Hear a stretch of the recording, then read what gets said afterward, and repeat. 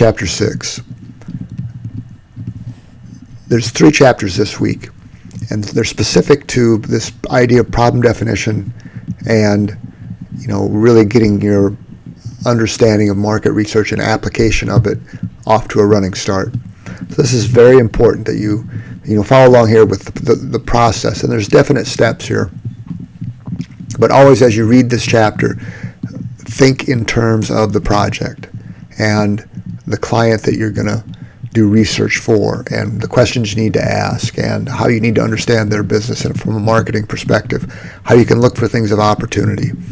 It's really key. So this is the kind of the inflection point, the critical mass, because everything that follows from here on is based upon your definition of the problem or problems or opportunities.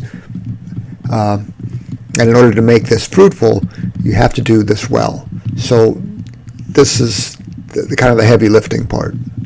Anyway, here are the outcomes that we're looking for this chapter. Here's an example.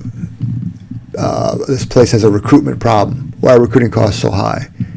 Cost for driver selection has gone up. The company has to do so many orientation hiring sessions. The researcher needs to put together a proposal.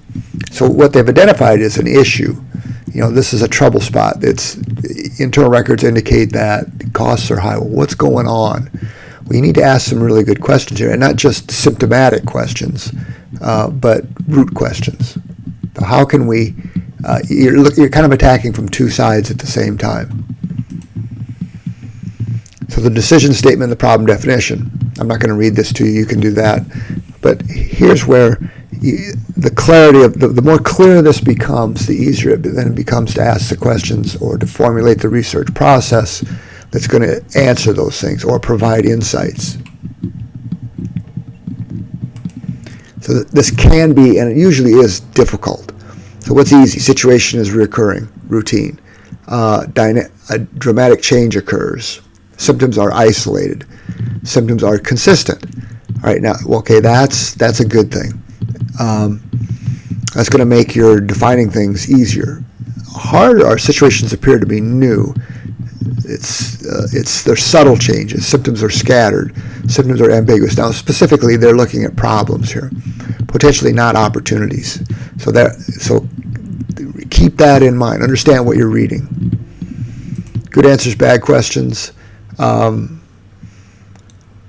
New Coke is the one that comes to mind most often, or is most often cited.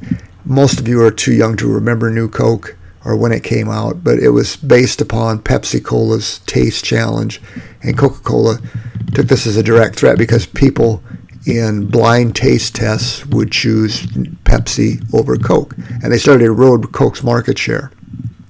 Well, as you might guess, in the corporate world of Coca-Cola, this panic ensued. Well, we've got to create a new Coke to compete with the perception that people like Pepsi better than Coke, or they like the taste better. Well, I won't spoil this for you. I'll let you do a little research on it. But it comes to turn out it was the wrong. The questions were being asked the wrong way. They were good questions. What does it taste like? But there's more to the buying situation. So here's the thing. You need a fundamental understanding of markets and marketing before you can do market research.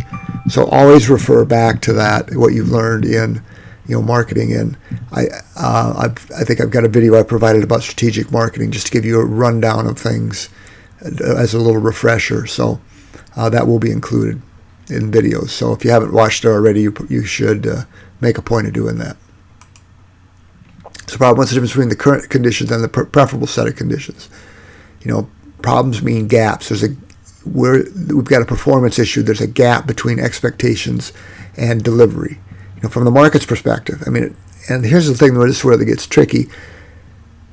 Gap analysis is great, but if my perception is the service should be X and the service is Y, you might be performing up to the standards the company established, but they're the wrong standards. Okay, so it's going back to, what does our market think? How does our market evaluate it? This is where these things can be kind of seemingly subtle and sort of tricky. French yogurt manufacturer noted that Japanese were becoming more westernized. Surveys supported this, but appeared to be a strong market potential for yogurt. Wrong. Too simplistic. We're too polite to say no. So you're understanding the culture you're dealing with too. Again, who's my market? Culturally, they weren't predisposed to say they like something or didn't like, act in a negative way. So here's the process. So notice it ladders up. So understand the situation, identify the key symptoms or what we want to know, or where we can exploratory, determine what kind of research you're going to do. Now remember, this is dependent upon those goals. If it's exploratory, it's going to be a little different. Now you need to identify things, but it's a not so subtle difference in it, but it's key. So identify problems, symptoms, and then so on, and work your way up. This is why you need to work with your group, different expertise, different backgrounds.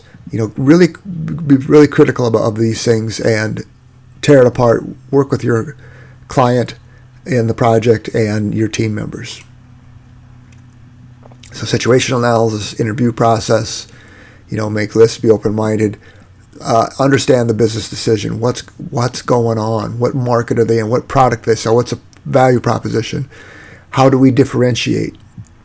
Marketing basics are the key, and understanding those. Interrogative techniques, who, what, when, where, probing.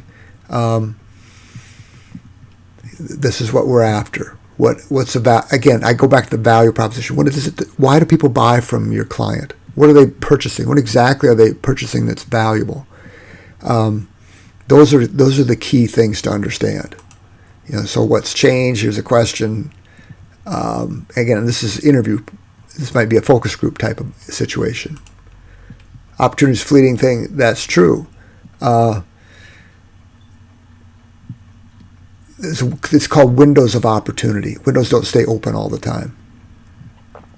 And away you go. So again, you need to be informed about what and truly understand what's going on.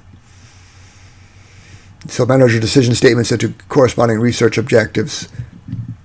Does this make sense? Can you answer the question? Is it answerable in any meaningful way? That's another good question to ask.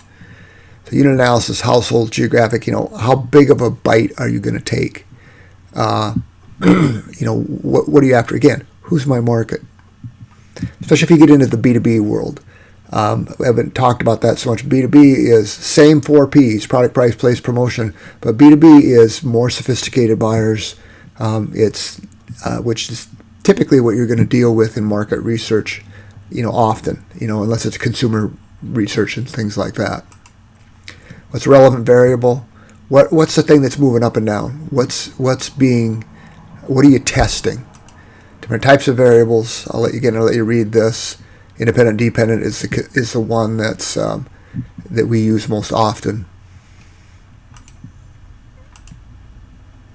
Research questions, well formatted. The book's an excellent resource and guide as to how to, because writing questions, what needs to be asked and how, and so get meaningful answers is really critical, depending upon the type of research you do. But there's going to be questions involved. Pricing turbulence, pricing research, pricing sensitivity. Again, economics now becomes part of the equation. How many substitute products are there? What's the upper bound, lower bound potentially? How do people view prices? So research, the hypothesis statement that can be empirically tested, managerial action standards, etc. How much time and should be problem definition? Well, you've got a couple of weeks or so, so it's it's pretty compressed. But just whether it's perfect or not is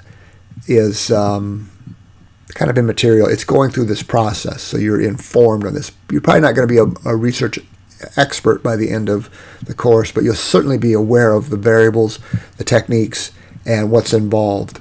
And that's very powerful because you can ask better questions of the people doing the research for you. There's a good flow chart. There's a research proposal, which is kind of where we start. And that should get you rolling on this chapter. I hope if you need anything, let me know. But keep rolling. Keep working with your teammates. And the company you're doing the research for, and I'll talk to you soon. Take care.